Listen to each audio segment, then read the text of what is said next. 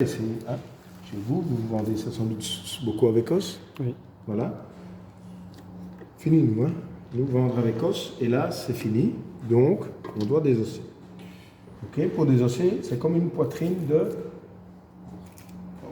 Justement la même chose. On va.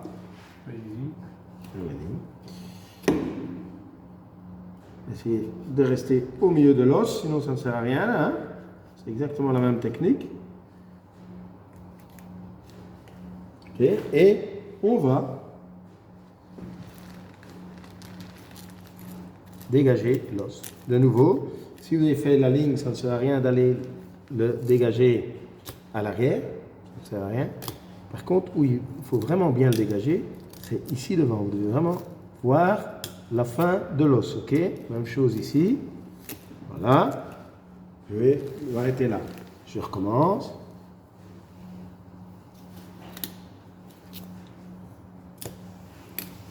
Bien prendre l'oise avec, hein. On met l'os à nu, hein. On dénude l'os en fait, hein. Bien aller jusqu'au bout, même chose ici.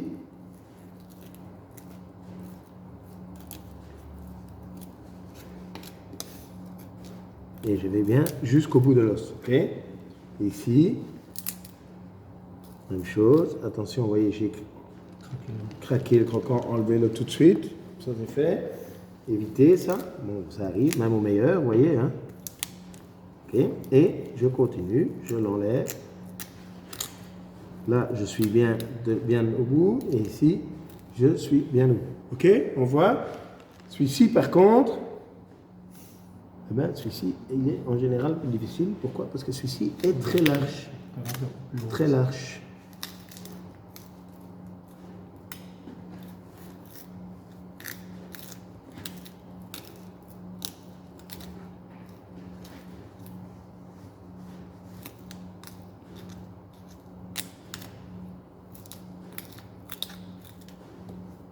Vu?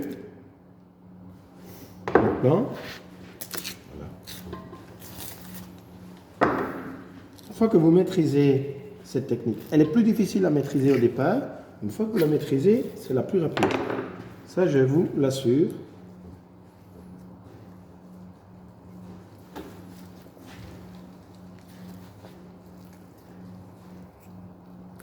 Voilà. Alors celui-ci, il faut faire toujours super attention.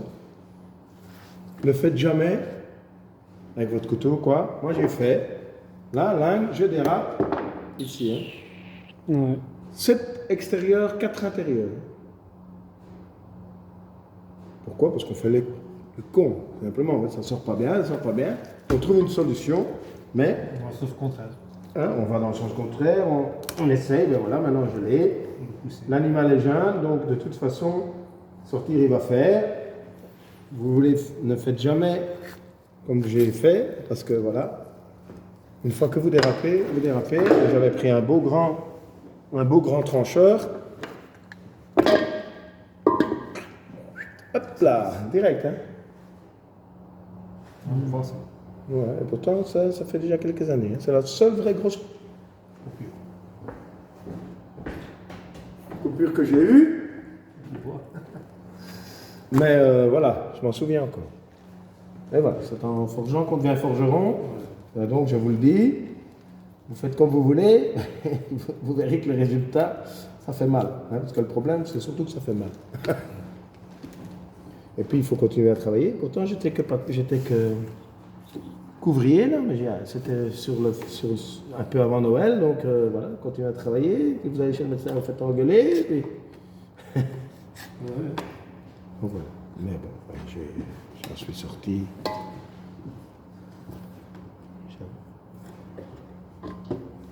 Voilà. Ok. Donc maintenant, qu'est-ce que je vais faire? Je vais enlever cet os-là. Ben, pour enlever cet os-là, ben, on travaille le plus proprement possible. De toute façon, il y a beaucoup de gras autour, donc on peut facilement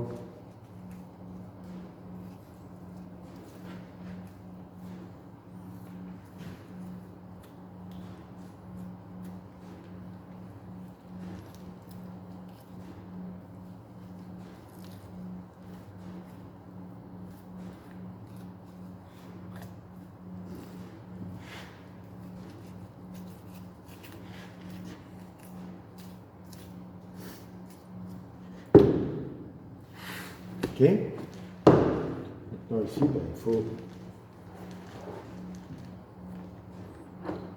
essayer d'enlever le plus de viande possible. Alors, dans le veau, c'est toujours un peu délicat. Pourquoi? Parce que les croquants sont quoi? Sont mous. Sont mous. Donc, si on appuie trop, on a des morceaux de croquants, ce qui est fort gênant dans le haché. Donc, il faut faire bien attention. Mais bon, vous voyez, il y a beaucoup de viande quand même. Donc, enlevons-le. Vous voyez, voilà, ici, j'ai un morceau de croquant.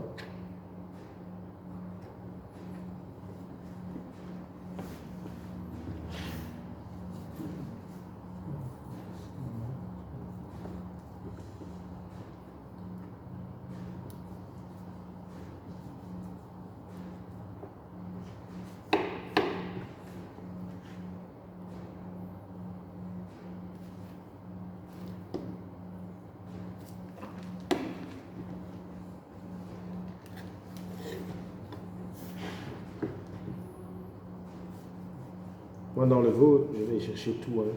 D'abord, c'est une sorte, on va dire, de vraie écologie, ça. C'est laisser le moins possible de bonnes choses de la terre qu'on va jeter bêtement dans le bac et qu'on va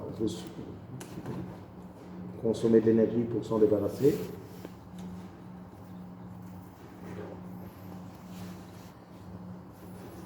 Et puis, c'est le respect de l'animal aussi. Mais,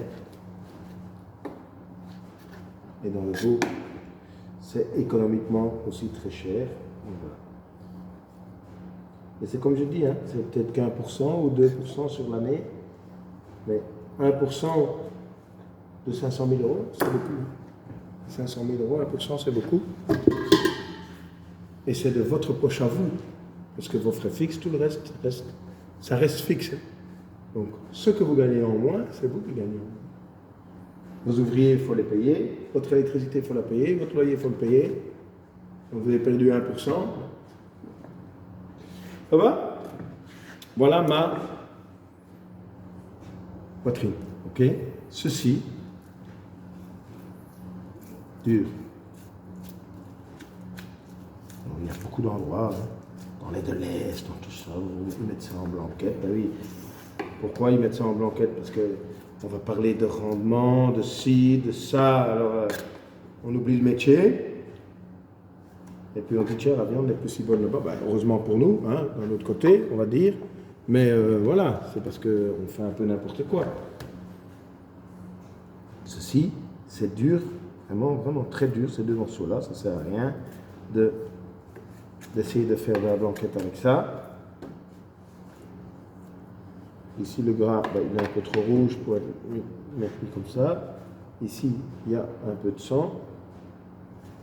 On ne va pas dans le haché. Voilà.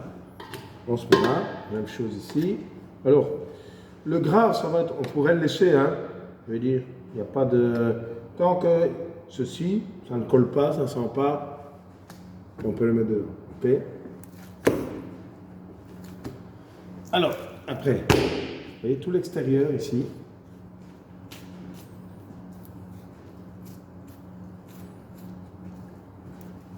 C'est quelque chose qui est sur l'extérieur de la baie, donc c'est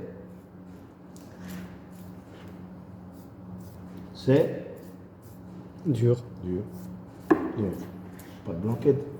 Dur et maigre. De toute façon, dans les deux cas, le client qui achète ça ne sera pas content. Mettez des hamburgers de veau, il sera bien content. Là, c'est une viande qui a du goût, certainement. C'est une viande qui ne va pas bien cuire. C'est une viande qui est dure, qui ne cuira pas bien. Donc, de toute façon, ça ne sert à rien d'essayer de vendre ça en blanquette. Les clients ne seront pas contents.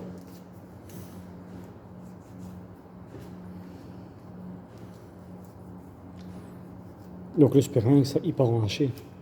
Non, le spirin, beaucoup en blanquette, hein.